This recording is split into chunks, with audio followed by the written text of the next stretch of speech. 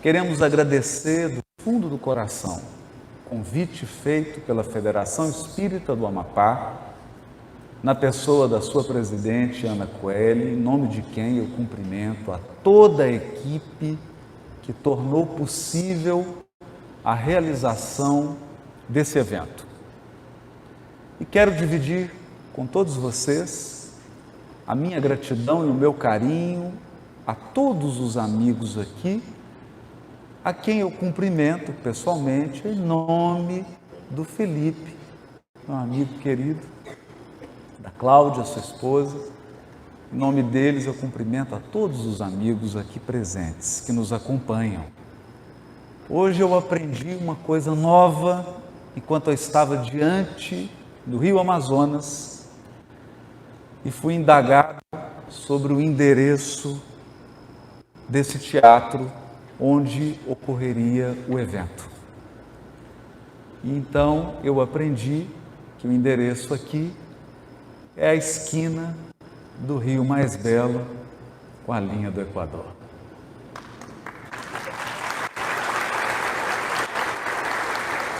Então, direto da esquina do Rio Mais Belo com a linha do Equador, nós faremos essa reflexão acerca do sentido espiritual da vida.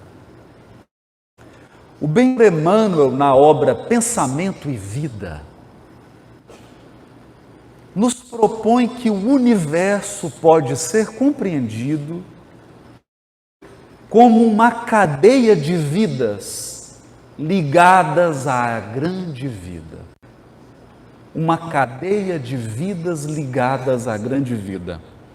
Ontem eu assisti a um casal que trazia nos braços uma criança com 1 mês de vida.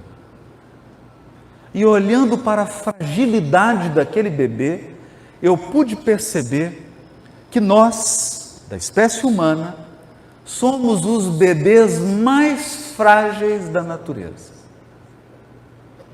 Aquela criancinha, se fosse deixada ao sabor da natureza, não sobreviveria nem por 4 horas. A dependência de um bebê, dos seus pais, dos seus cuidadores, a dependência de um bebê de outros seres humanos, nos revela um fato extraordinário da existência humana. Nós somente nos tornamos seres humanos em razão da assistência, da convivência e da participação de outros seres humanos na nossa vida.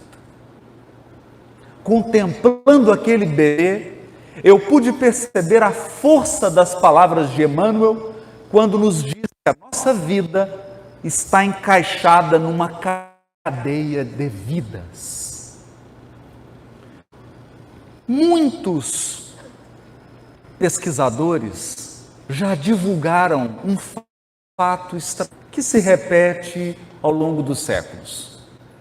Crianças que, por motivos desconhecidos, se desprendem das suas famílias e acabam vivendo na companhia de animais. Ursos trazida apresentava alguns problemas da linguagem, etapas do desenvolvimento de aprendizado. Nesse tempo não aprendermos determinadas coisas, depois há uma dificuldade gigantesca para que esse aprendizado se faça, e a linguagem é um deles. Essa criança inspirou o filme Mowgli, o Menino Lobo. Ela não conseguia andar sobre as 2 pernas. Andava com as mãos e com as pernas, como se fosse um lobo ou um urso. Ela não se comunicava. Tinha profunda dificuldade de expressar emoções humanas. Preferia o isolamento e demonstrava um enorme medo da espécie humana.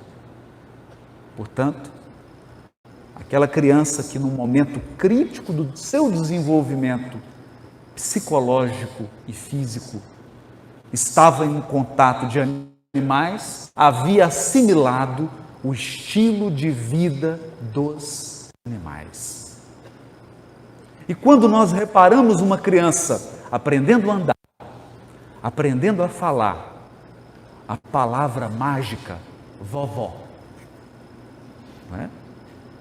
Vovô, papai, mamãe, nós nos damos conta que o nosso processo de humanização só é possível porque outros seres humanos estão ao nosso lado. Se não fosse a presença de outros seres humanos, nós não seríamos humanos. Nós regrediríamos ao nosso passado espiritual evolutivo e resgataríamos a nossa memória animal. É, portanto, uma cadeia de vidas que nos sustenta. Nossos pais, nosso núcleo familiar, nosso núcleo de convivência nos primeiros anos da vida, nossas interações na escola, na comunidade em que vivemos e nossas interações em ambientes de espiritualidade e de religiosidade. São essas interações que estimulam não somente a nossa humanidade, mas a nossa espiritualidade. Essa é a cadeia de vidas que nos sustenta. Mas é preciso avançar e reconhecer com Emmanuel que toda essa cadeia de vida humana está ligada de modo extraordinário à grande vida que é Deus. Deus, a inteligência suprema e o amor infinito da criação é quem sustenta toda essa teia da vida no universo infinito. É importante que a nossa reflexão sobre a vida parta desse princípio.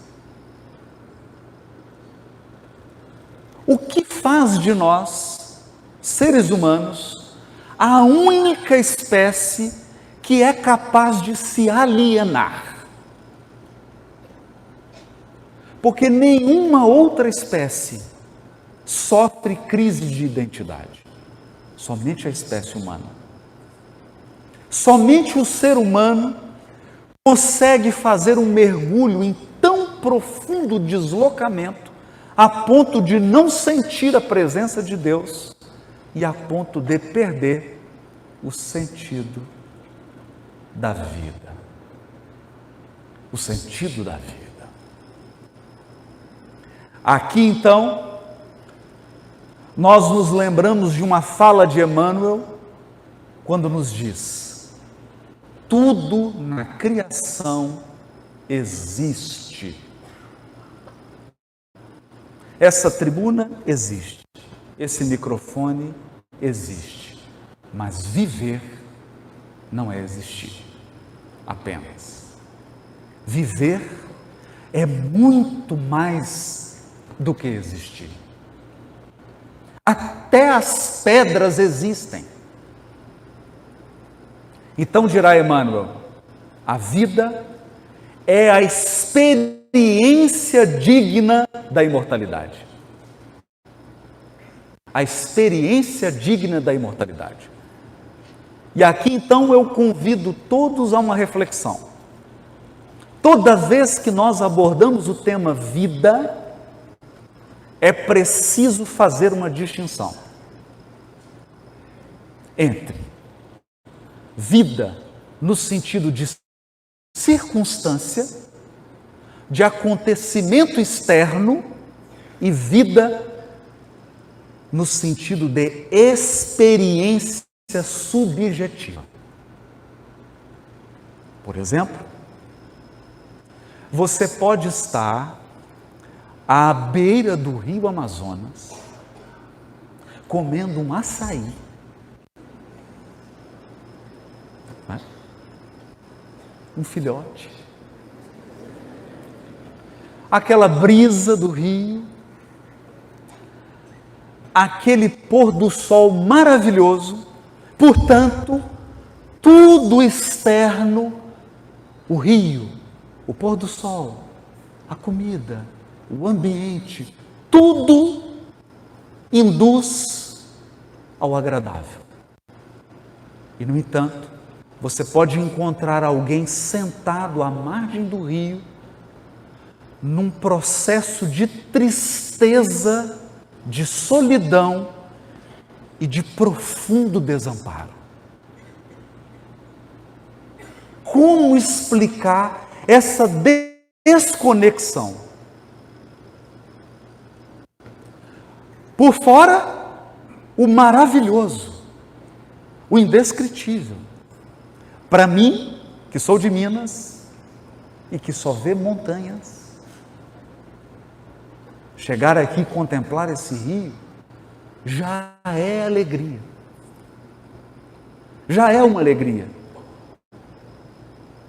Então, por que alguém, à margem desse rio, se desconecta tão profundamente do exterior para viver uma experiência de tristeza e de luto?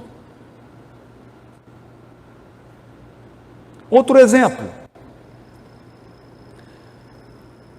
Olhando por fora, você pode estar num velório. Alguém querido sendo velado. Flores, a preparação para o enterro, tudo exteriormente induzindo a tristeza e a introspecção. No entanto, naquele ambiente, você pode encontrar alguém que, embora sentindo saudade e embora lamentando e vivendo luto, internamente está num processo de absoluta confiança em Deus, de absoluta resignação, de total serenidade. Por fora, um velório, mas por dentro é um sol de confiança em Deus. Portanto, nem sempre aquilo que está na nossa intimidade está sincronizado com o que acontece fora. Nem sempre. Pouquíssimas vezes podemos dizer: a nossa experiência subjetiva acompanha o acontecimento externo. Então nós poderíamos dizer, para efeito didático, que há uma vida externa e há uma vida interior. Há uma vida que acontece na nossa intimidade e há outra paralela que acontece fora de nós. E a grande experiência de estar vivo é, no fundo, a tentativa de sincronizar. Sincronizar. Todos nós sabemos, a experiência nos diz isso. Nunca, em nenhuma fase da sua vida, tudo vai estar bom. É raro. É raro. Se você não está com problema de dinheiro, você está com problema de saúde. Se não está com problema de dinheiro e de saúde, você está com problema de relacionamento. Se não está com problema de relacionamento, está com problema na família. Se não está com problema em lugar nenhum, você está com problema em você. Então a vida vai alternando circunstâncias desafiadoras. Circunstâncias que desafiam a nossa inteligência, circunstâncias que desafiam o nosso equilíbrio emocional e circunstâncias que desafiam a nossa integridade psíquica. Nós estamos sempre sendo desafiados pela vida. Por quê? Porque a experiência no corpo físico é educativa. E não há aprendizado se você não for desafiado, no bom sentido. Desafio no sentido de ser estimulado a melhorar-se. Desafio no sentido de ser estimulado a aprender coisas novas. Desafio no sentido de sair da sua zona de conforto e ter que se reinventar, e ter que se transformar, e ter que renovar. Considerando esses elementos, eu convido a todos a uma leitura de uma página de Emmanuel. Uma leitura muito especial. Está no livro Fonte Viva, capítulo 18. Eu vou ler os parágrafos e vou comentar nessa perspectiva. Da vida que acontece dentro de nós, que nem sempre está em sincronia com a vida que acontece fora de nós. Emmanuel está comentando o versículo 4 do capítulo 4 do Evangelho de Mateus, que diz assim: não somente de pão viverá o homem, mas de toda a palavra que sai da boca de Deus. E a mensagem se chama não somente. Não somente agasalho que proteja o corpo. Aqui em Macapá o pessoal sabe o que é agasalho? Agasalho é uma coisa que você coloca, gente, quando está fazendo frio. Tá? Então, não somente agasalho que protege o corpo, que agasalho que protege o corpo é experiência exterior. É importante. Mas não somente. Mas também o refúgio de conhecimentos superiores que fortaleçam a alma.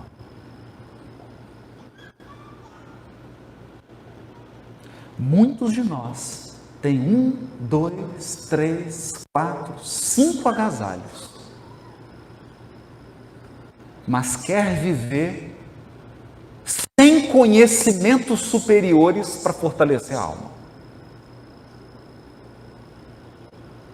Porque a humanidade hoje, a humanidade da transição planetária, é uma humanidade que atingiu o ápice do materialismo. Nós somos uma geração que acredita que a vida material basta por si mesma.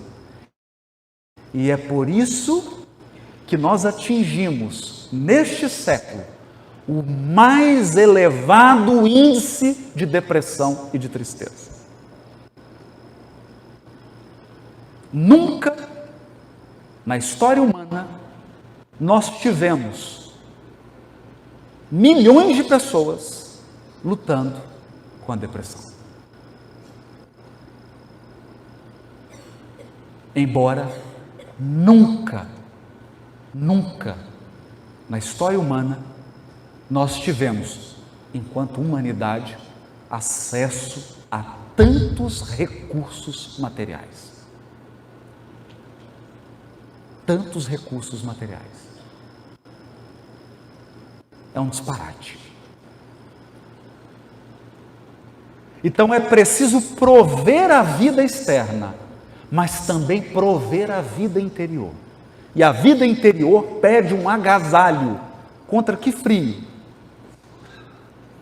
Por que você precisa de um conhecimento superior para fortalecer sua alma? Para proteger de que frio? O frio da perda de um relacionamento, por exemplo. Jovens que ingressam no primeiro namoro No primeiro namoro, o rapaz toma um fora da namorada, ou a moça toma um fora da namorada e suicida.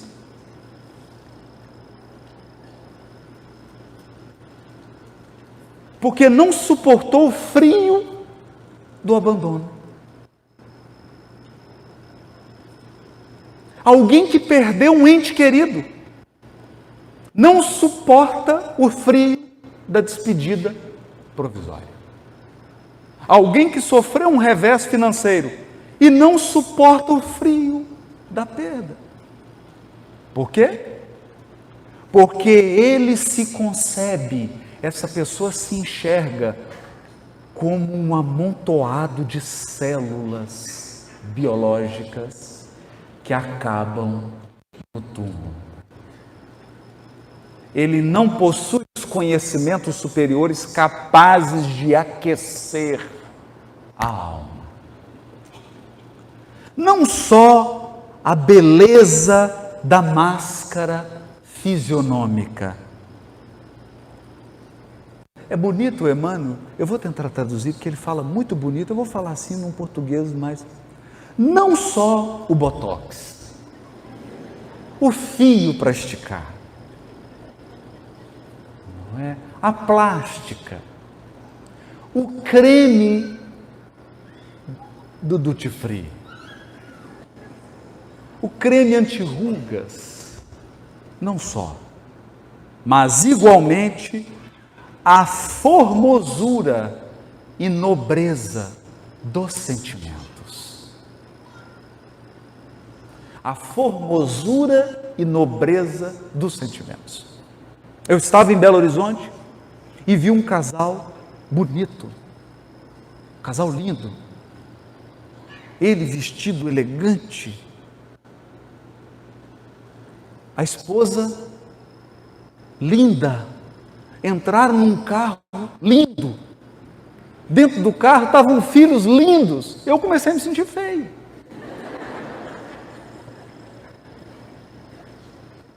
Entraram no carro, o carro começou a sair da vaga, abre o vidro dela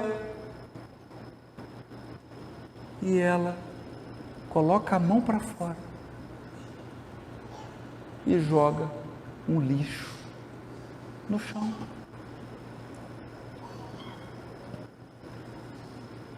Eu me senti bonito novamente.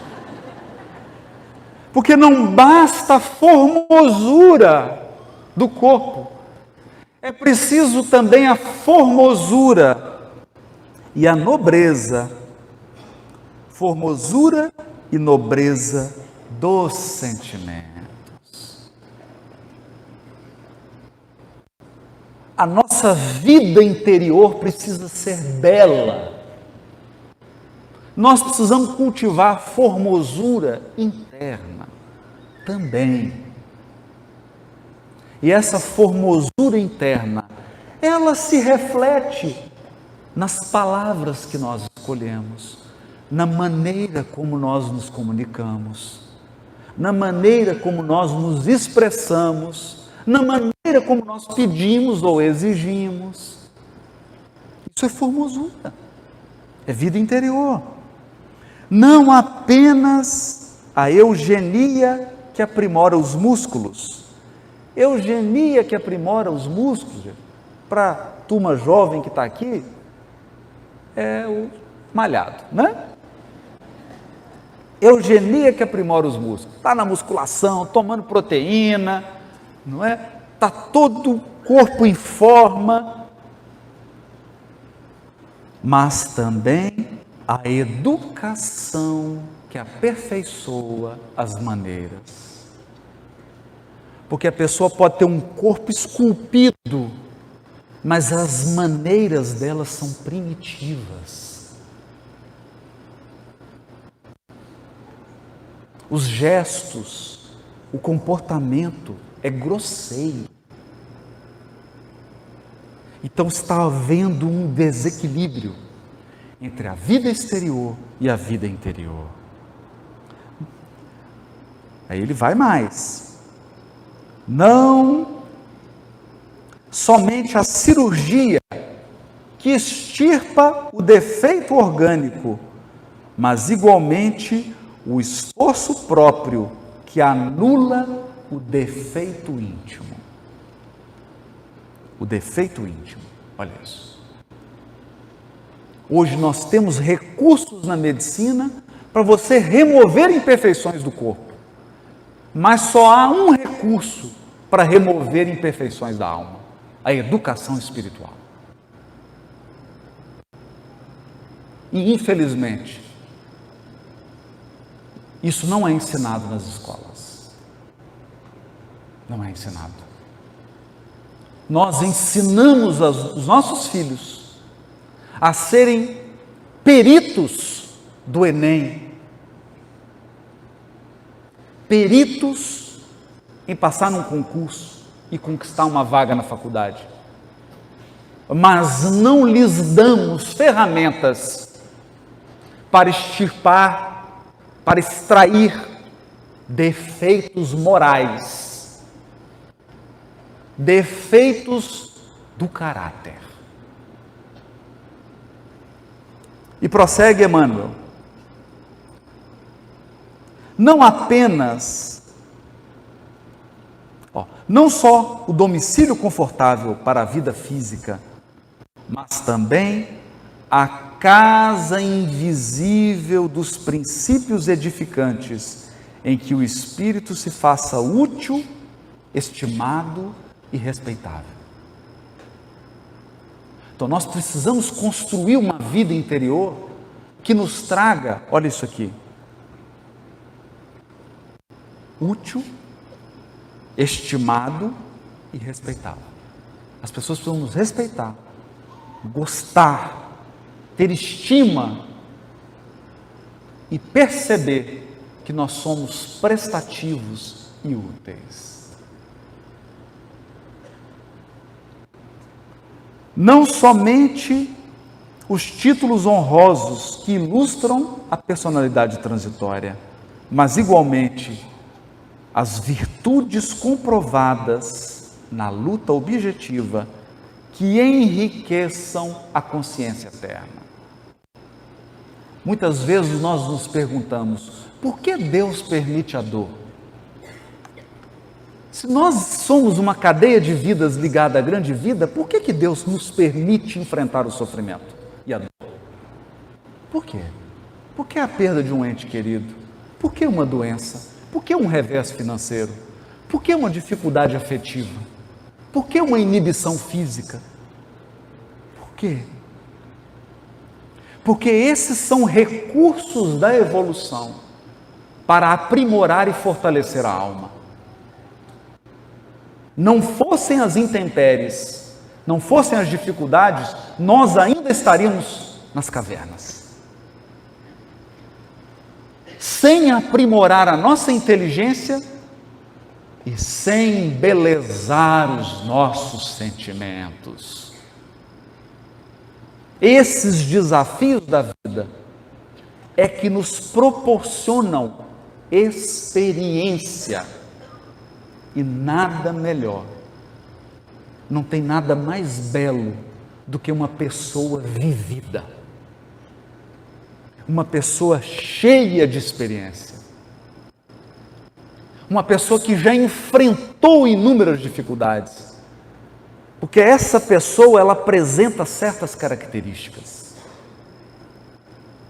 ela emana uma serenidade. Quem já passou por muitas dificuldades na vida e as venceu e as superou com integridade, é uma pessoa que emana serenidade. Ela é serena. Ela é profunda. Uma pessoa que não viveu experiência, que não passou por desafios, ela é superficial. Superficial. Somente a experiência e a dificuldade nos dá densidade e profundidade. E quer a gente compreenda, quer a gente não compreenda, só a dor ilumina de um modo especial o nosso coração. Ilumina. Todas essas aquisições que a dor nos traz, nós podemos defini-las como a beleza oculta. Há uma beleza oculta por trás das dificuldades. Alguns especialistas têm dito que nós vivemos hoje, a nossa sociedade pode ser conhecida como a sociedade do analgésico. A sociedade do analgésico. Querem ver? Pensa na sua bisavó. Pensa num parto 200 anos atrás. Imagine 150 anos atrás você ter um problema, um canal no dente. O que você fazia? Eu não sei aqui em Macapá, mas lá em Minas, tira dentes. Arrancava. E arrancava como? Com anestesia. A anestesia era um tronco de madeira lixado, não é? Uma leve pancada na nuca, você dava uma apagada e já acordava sem o dente. Assim. É claro, ficava aí uns 30 dias com a dor na nuca, mas pelo menos o problema do dente estava resolvido. Hoje mudou até o conceito de febre. Se a temperatura subiu 37,3, a pessoa já está tomando um antitérmico.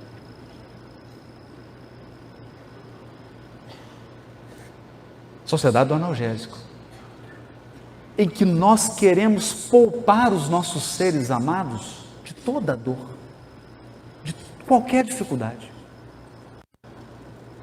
De qualquer dificuldade. Não é? Isso é um problema. Acaba de sair uma pesquisa muito interessante. A pesquisa é sobre os nossos pets, nossos cachorrinhos, gatinhos. E a pesquisa foi feita que hoje, se os cachorrinhos forem tirados da convivência humana, eles não têm condição de sobreviver. Então, hoje nós temos uma espécie animal, que são os cachorros, que não vivem mais sem os seres humanos. Ah, mas o cachorro selvagem. Você já viu algum cachorro selvagem? Alguém aqui já viu? Eu fiquei hoje olhando 1h30 para o Rio Amazonas, ver se tinha algum cachorro selvagem nadando. Não vi. Alguém aqui já viu? É uma espécie totalmente dependente. Hoje um cachorro não sobrevive sem um travesseiro, uma cama, Netflix, pipoca, chocolate belga ou suíço, ração com proteína, balanceada, musculação, caminhada noturna e sem mãe, pai, avô e avó. Um dia eu andava, tinha uma senhora, cachorrinho bonito, é meu neto. E eu fiquei assim constrangido, porque geralmente, sem a avó estar com o bebê, você fala, nossa, tão parecido com você, não é? Ela estava com o cachorrinho e falou assim, meu neto, eu não podia. Eu fiquei calado, se eu falar assim, nossa, tão parecido, né, com a avó, seria uma ofensa. E se eu falasse, nossa, mas não parece nada com você, seria uma ofensa também, fiquei calado. Não é? Né? Aí eu falei, e quem que é? E quem que é o pai e a mãe, né? É minha netinha.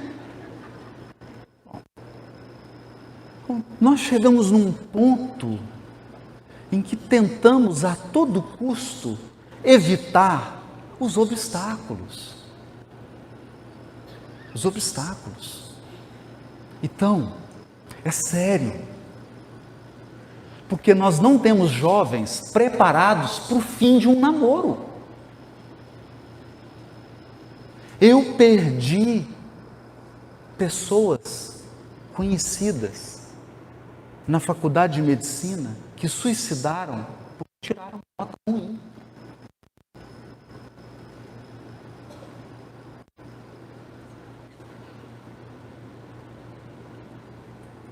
Então a pessoa não tem resistência psíquica para tirar uma nota ruim na faculdade. É preciso refletir sobre isso. É preciso refletir sobre essa vida interna. Então ele diz assim, não só aspecto agradável, mas igualmente utilidade viva, não apenas flores, mas também frutos. Não somente ensino continuado, mas igualmente demonstração ativa. Demonstração ativa. Não só teoria excelente, mas também prática santificante. Não apenas nós, mas igualmente os outros. Os outros. Disse o Mestre, nem só de pão vive o homem. Apliquemos o sublime conceito ao imenso campo do mundo. Bom gosto, harmonia e dignidade na vida exterior constituem dever. Não sou eu que estou falando. Tá bom? Gê, depois você coloca no rodapé do vídeo. Vai falar assim, o Haroldo, não é o Haroldo, é Emmanuel. Capítulo 18 do livro Fonte Viva. Bom gosto, harmonia e dignidade é dever. Você tem o dever de cultivar a harmonia, o bom gosto e a dignidade. Humildade não é sinônimo de desleixo. Você chega e fala assim, meu amigo, por que você fez mal feito? Porque eu sou humilde.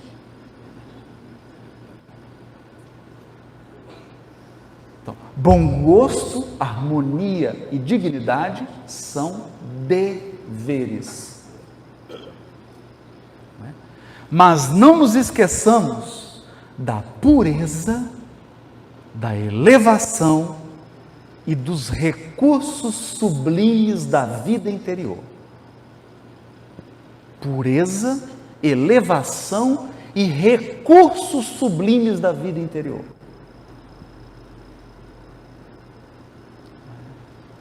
É preciso equilibrar o que está fora com o que está dentro.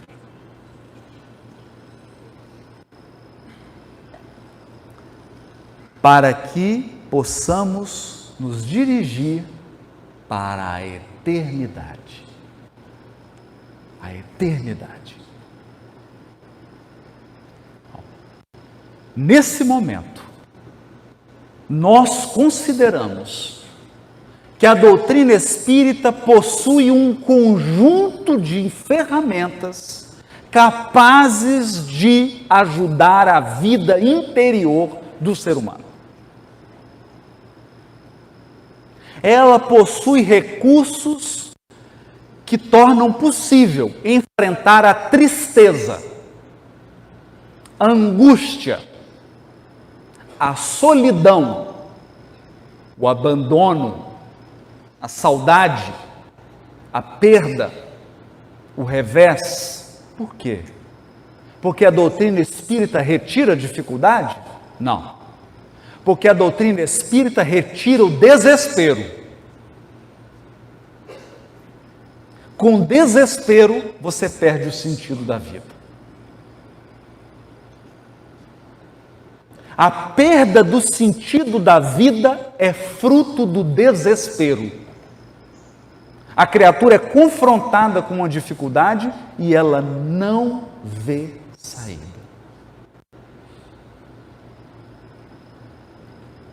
Ela não encontra uma porta de saída e ela se entrega ao desespero. Desespero que leva ao suicídio, desespero que leva à desintegração psíquica. Porque existe um suicídio exterior, mas existe um suicídio interior. O suicídio interior é quando você perde a sua autoestima. Quando você perde a alegria de viver. Quando você perde a capacidade de se encantar com as coisas simples. Quando você perde a capacidade de se encantar com as dádivas da natureza. Quando você passa por esse rio Amazonas e ele não é capaz de arrancar mais um sorriso do seu rosto. Isso é suicídio. Quando você tem uma família, quando você tem um lar, quando você tem pessoas que te amam, que se importam com você, e você não consegue se sentir feliz com isso, enquanto tem pessoas que estão morando na rua, não tem uma casa, não tem ninguém por elas, não tem um emprego, não tem assistência, não tem apoio. No Rio de Janeiro havia um mendigo que morava debaixo de um viaduto e que todo dia ia nos carros falar de gentileza. E o seu apelido, dado carinhosamente pelos cariocas, passou a ser gentileza. Esse homem não tinha casa, só tinha a roupa do corpo, não tinha família, não tinha ninguém por ele. É também morte quando não somos mais capazes de sentir gratidão. Gratidão por estar vivo. Gratidão por respirar. Gratidão por nos movimentar. Eu me lembro de Jerônimo Mendonça, o gigante deitado.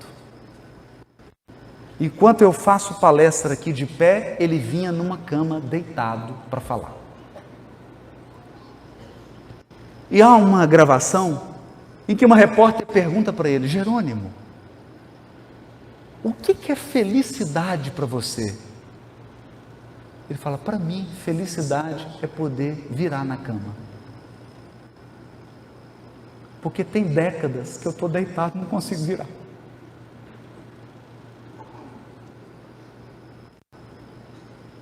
Então isso também é vida. Isso também é vida. Atentar não só músculos fortes, mas resistência moral. Resistência para as intempéries. E por quê? Por que resistências para as intempéries? Eu vou ler aqui uma prece de Meimei, falando sobre as dificuldades da vida. Vou achar aqui que eu peguei a foto. Meimei, psicografia de Francisco Cândido Xavier, o livro se chama Alegria. Se um dia te encontrares em situações tão difíceis, que a vida te pareça um cárcere sem portas, ora em silêncio e confia em Deus, esperando pela divina providência, porque Deus tem estradas onde o mundo não tem caminhos. Deus tem estradas onde o mundo não tem caminhos. É por isso que a tempestade pode rugir à noite, mas não existem forças na terra que impeçam a cada dia a chegada de novo amanhecer. Todos os dias, não importa a noite, não importa o rigor da noite, jamais faltou um alvorecer.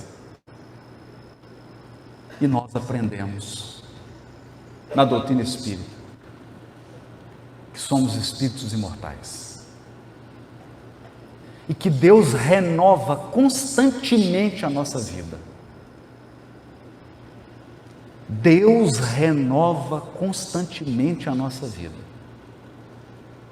Talvez agora você esteja na bagunça da transformação. Mas confia. Confia, porque virá o alvorecer. Essa situação será superada. Por você? Não só. Não só. Você faz parte de uma teia para que a sua encarnação fosse possibilitada. Inúmeros espíritos tiveram que avalizar. Você está aqui acompanhado. Enquanto você vive no palco da vida, existe uma plateia, uma nuvem de testemunhas acompanhando. E por que eles não vêm para o palco? Porque ninguém pode viver a experiência por você. Professor nenhum responsável pode sentar no dia da prova e fazer a prova para o aluno. Por mais que ele tenha afeto, porque é exatamente porque ele ama os seus alunos, ele precisa dar aos alunos a oportunidade de fazer a prova e de demonstrar que assimilaram o conhecimento. Os espíritos que nos amam, seu espírito protetor, seus espíritos familiares, os seres que te apoiam da esfera superior, acompanham todos os detalhes da sua vida. Mas eles não podem vir aqui viver a experiência por você. Eles não podem te poupar das provas. Eles não podem te arrancar da expiação. Se fosse assim, o mundo não seria uma escola de espíritos. Mas eles podem. Eles podem se fazer presentes. Se fazer presentes. E a presença é uma dádiva. A presença dos amigos espirituais nos momentos tormentosos da nossa existência é uma dádiva. Eles podem te inspirar, mas a fim de que isso ocorra, é preciso serenidade, porque ninguém agitado, estressado, pode ouvir o conselho e a orientação dos amigos espirituais. A serenidade é o silêncio da alma. Se você não fizer silêncio, Deus não fala. Deus não fala. Para o seu ouvido. Porque você não vai escutar. Não vai escutar. Serenidade, confiança, paz, e então você sentirá a presença. Você sentirá a intercessão. você perceberá circunstâncias novas na sua vida.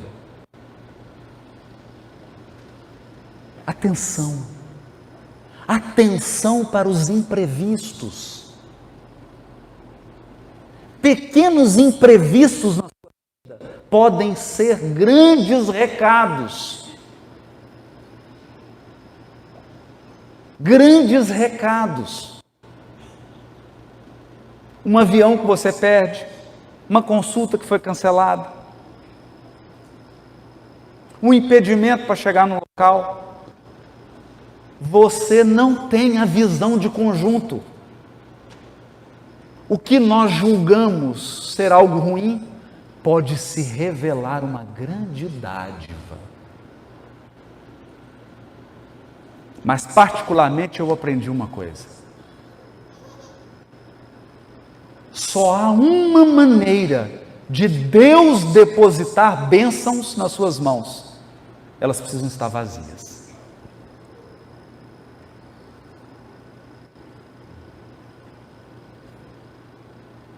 Portanto, quase sempre, as dádivas são precedidas de perdas.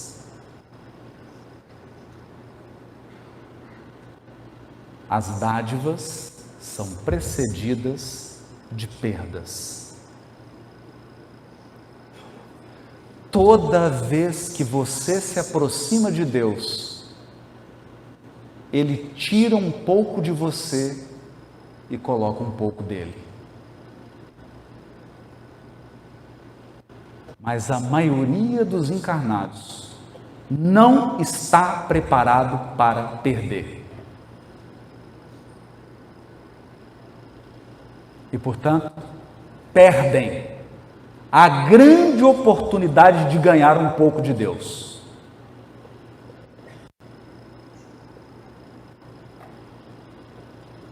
Esse é o aspecto mais profundo da existência corporal. Essa capacidade de resignação. Muito se tem falado de resiliência, mas pouco se tem falado de resignação. Só é verdadeiramente resiliente o resignado. Porque tem coisas na vida que você tem que aceitar, e ponto final. Se você quiser continuar psiquicamente saudável. Mas o que nós assistimos? Por que nós assistimos uma multidão tão gigantesca perdendo o sentido da vida? Por quê? Sabe por quê? Porque milhões de pessoas estão congeladas no passado. Elas viveram uma experiência traumática e não conseguiram sair daquela experiência. Passaram-se 10, 15, 20, 25, 30 anos e a pessoa está lá. Ela parou. A vida seguiu, ela não. É semelhante a um motorista que dirige olhando apenas para o retrovisor. O seu olhar congelou no passado. Mas há também milhões de criaturas que vivem sem conseguir se libertar da mágoa e do ressentimento. Elas não conseguem enxergar mais nada, a não ser aquele quadro em que elas foram ofendidas, em que elas foram agredidas, em que elas foram usurpadas. A mente delas é um ciclo contínuo de mágoa, de ressentimento. Ela não sai. Você pode mostrar para ela um espetáculo de bênção, mas ela não abre mão do ressentimento por nada. Outros amores chegam, os filhos crescem, os netos chegam, oportunidades chegam, mas ela só consegue enxergar o sentimento de 1 milhão de anos atrás. É o olhar congelado. Essas são posturas de morte. Posturas psíquicas de morte. São criaturas biologicamente vivas, mas psiquicamente mortas. Porque a vida tem uma característica que a define. E eu vou explicar isso com um exemplo. Você já teve a oportunidade de reparar uma criança aprendendo a andar? É assim. Ela levanta, a perninha treme, ela dá um passo e começa a desequilibrar. Dá outro passo e ela cai com o rosto no chão. Então ela chora.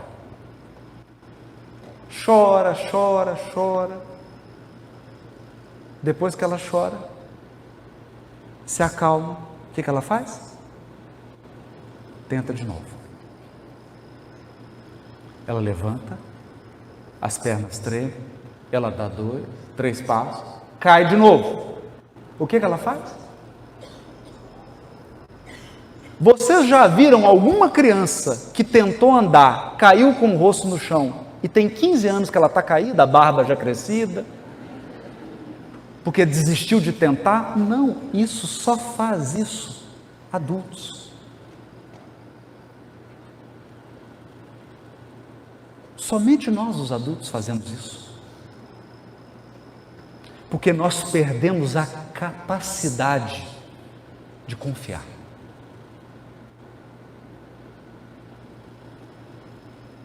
Confiar que é possível viver uma experiência nova, independente da queda que você experimentou. Independente. Esse é o grande ponto. O grande ponto da vida. Quando nós nos fechamos para a possibilidade do alvorecer. Essa é a morte mais temível. A mais temível, porque você continua biologicamente vivo, mas por dentro você está necrosando. Não circula mais vida. Essa é a grande reflexão que a doutrina espírita nos propõe. A ponto de André Luiz dizer no livro Agenda Cristã: não se agaste, não tenha pressa. Você já viveu milênios incontáveis e tem a eternidade pela frente. Por que você está com pressa? Tem eternidade pela frente. E eu termino com essa frase de Emmanuel que está no livro A Luz da Oração. Não ouvides, não te esqueças que a permanência na Terra é uma simples viagem educativa. Não te esqueças que a permanência na Terra é uma simples viagem educativa de nossa alma, no espaço e no tempo. E não te esqueças de que somente pela oração descobriremos cada dia o rumo que nos conduzirá de retorno aos braços amorosos de Deus. Eu desejo a todos esse retorno, porque você chegou aqui com dia marcado e você vai voltar no dia marcado, a menos que impensadamente você antecipe a volta. A nossa existência física está delimitada. Ela é uma viagem. Graças a Deus, no seu bilhete de vinda, você não consegue enxergar o da volta. Mas ele está marcado. Que essa viagem possa ser uma viagem com rumo. Porque a pior coisa que tem é andar, navegar sem rumo. Sem rumo. Não há motivo para perdermos o rumo. E se algum dia você se sentir assim, lembra que você tem uma bússola poderosa dentro de você e ela se chama oração. Muito obrigado.